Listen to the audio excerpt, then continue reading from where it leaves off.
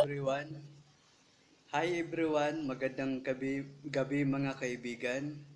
Sana po kayo ay nasa mabuting kalagayan at ligtas po sana kayo ang at ligtas po sana kayo sa anumang naglipana na virus na maaaring ikasisira ng ating kalusugan sapagkat nung pumutok ang planta sa Yuan, China ay pumutok na rin po at nagkalat ang di umano'y coronavirus na ikakamatay ng sinumang madadapuan. Kaya agad ipinag-utos ng ating buting Pangulong Duterte na gumamit ng face mask at face shield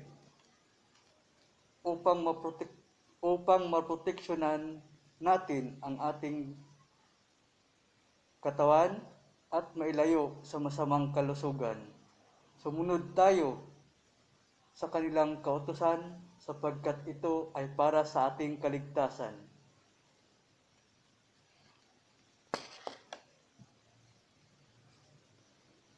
Ang paggamit po ng face mask ay para sa ating kalusugan. Kung humawak po ng face mask ay ganito po. Dapat bawal hawakan sa parting ito, lalo naman sa parting ito. Sapagkat baka makontaminado dahil itatapal mo pa yan sa mukha mo.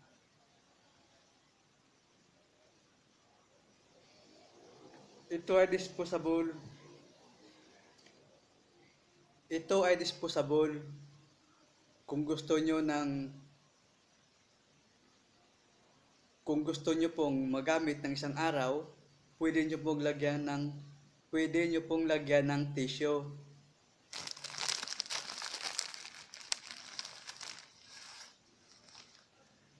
Katulad po nito, tutupiin, ilagay.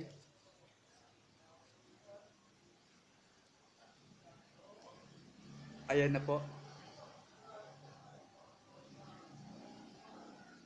At itapal. Pangalawa po ay gumamit tayo ng face shield. Ngayon po, kung tayo ay nasa bahay at paalis pa lamang, ay maglagay po muna ng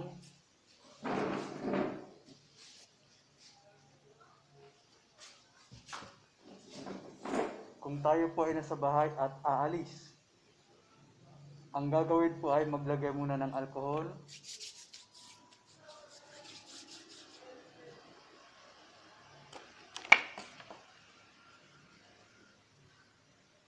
Kapag po tayo ay nasa bahay lamang at naisipang umalis, una pong gagawin ay gumamit ng alcohol.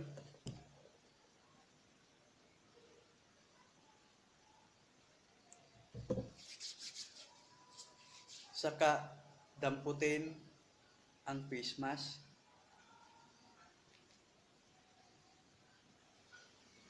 At face shield.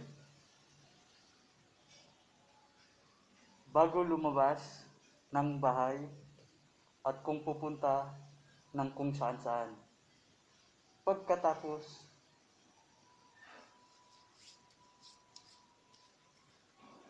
pagka-uwi sa bahay, ay tanggalin ang face shield at hugasan. At ang face mask, tanggalin din ang face mask at itapon sa basurahan.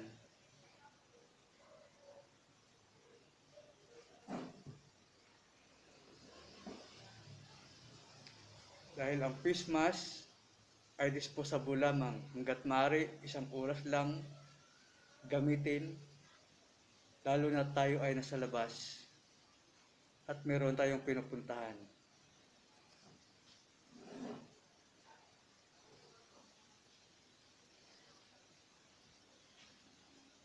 Ang lahat ng kautusan ng ating pamahalaan ay para sa ating kalusugan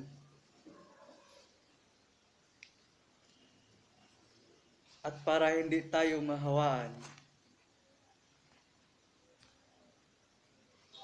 sa virus na kinakatakutan. Magandang gabi po sa inyong lahat. Mag-ingat po tayong palagi.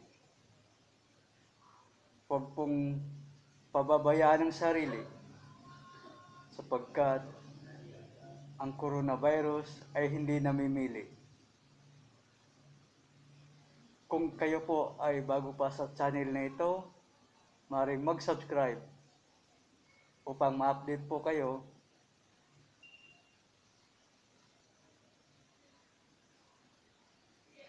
sa iba pang detalye na pangkalusugan.